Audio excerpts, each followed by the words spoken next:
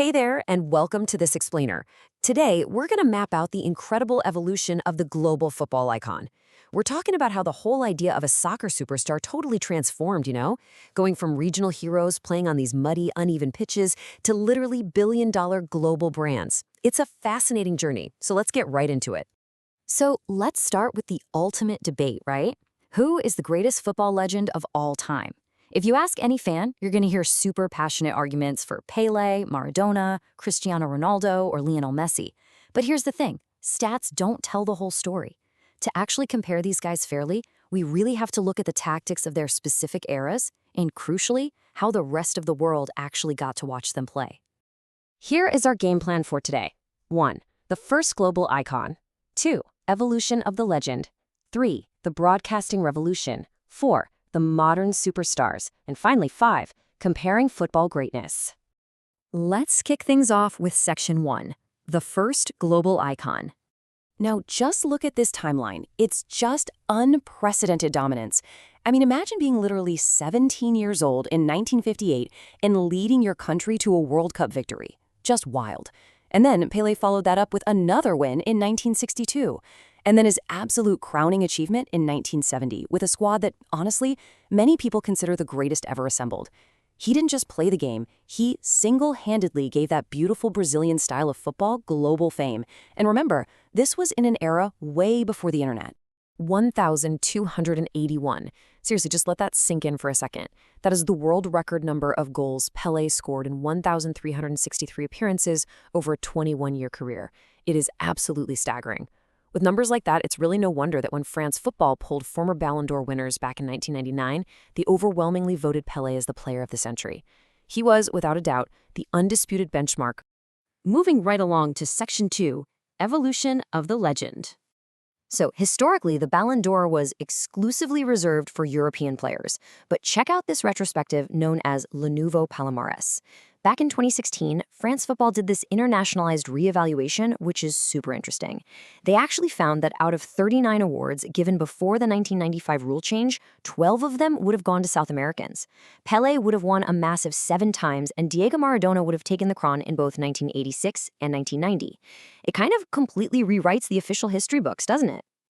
Now, this middle era we're looking at was a truly fascinating bridge between Pele and the modern day. It was defined by absolute geniuses on the pitch. You had these European tactical masters like Johan Cruyff, Michel Platini, and Marco van Basten, each of them securing 3 Ballon d'Ors. And then, of course, you had Diego Maradona, a player who was so undeniably brilliant, so magical, that he earned an honorary Golden Ballon d'Or in 1995 just for his unique impact. Honestly, these players literally reshaped the actual geometry of the pitch. Football is and must be about scoring one more goal than your opponents. Now, this mindset from Johan Cruyff, it shifted the sport from being just a purely physical contest into something closer to high art. Cruyff really viewed football as a spectacle, this highly intellectual, highly strategic battleground, perfectly primed the whole world for the next big leap in the sport. Which brings us to Section 3, the broadcasting revolution. You see, the transition to cable and satellite TV in the 1980s changed basically everything. Broadcasters were desperately looking for a hook, something to sell their new subscriptions to households and pubs. And football? Well, football was the absolute perfect engine for that. Suddenly, domestic leagues were being beamed directly into living rooms globally, and this massive exposure turned the best players into highly visible, extremely marketable commodities almost overnight. And because every single match was now televised, fan culture completely transformed. We stopped just, cheering for goals and started obsessively tracking assists, expected goals, and pass completion rates across entirely different borders. The stage was perfectly set for this totally new breed of athlete, one who could produce astronomical numbers week in, week out under a very intense digital microscope. All right, let's hit Section 4, the modern superstars.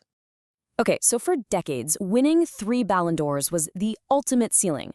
Cruyff, Platini, Van Basten, that was considered the absolute pinnacle.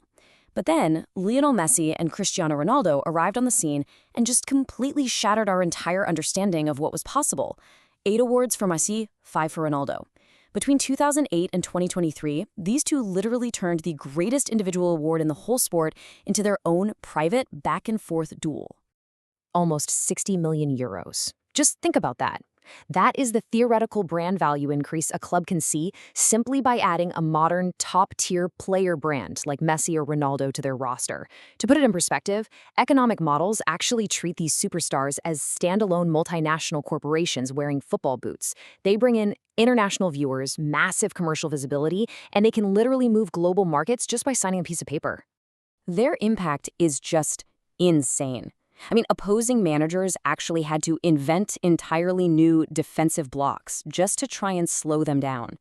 Their consistency over 15+ years forced journalists to use advanced metrics just to properly capture what they were doing on the pitch. And off the pitch, their massive social media followings essentially dictate the global conversation. They didn't just play the game, they basically hacked the entire ecosystem of it. Let's wrap things up with Section 5, comparing football greatness. Now, when we compare these monumental icons, context really is everything. Pele won his 1970 World Cup surrounded by absolute legends like Carlos Alberto, and this was in an era before highly coordinated offside traps or, relentless physical conditioning. Now, fast forward to 2022.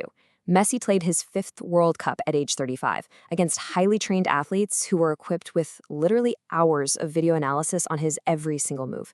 Yet, despite all of that, he still found the space to pull off a monumental, legacy-defining redemption for Argentina. As Neymar so perfectly put it, Pele turned football into art and gave it global visibility. When Pele passed away in 2022, the massive global outpouring of respect proved one very clear thing. Without the magical groundwork laid by Pele in the 50s and 60s, the billion-dollar platforms that allow modern superstars like Messi to shine today simply wouldn't exist. Thank you so much for joining me for this explainer. We've taken quite a journey today, right? From Pele's intuitive artistry all the way to the hyper-analyzed brilliance of Messi and Ronaldo. So, with the game growing faster, more analytical, and significantly more commercialized by the day, who do you think will step up to fill the shoes of these legends next? What will the next global icon even look like? I'm going to leave that for you to ponder. See you next time.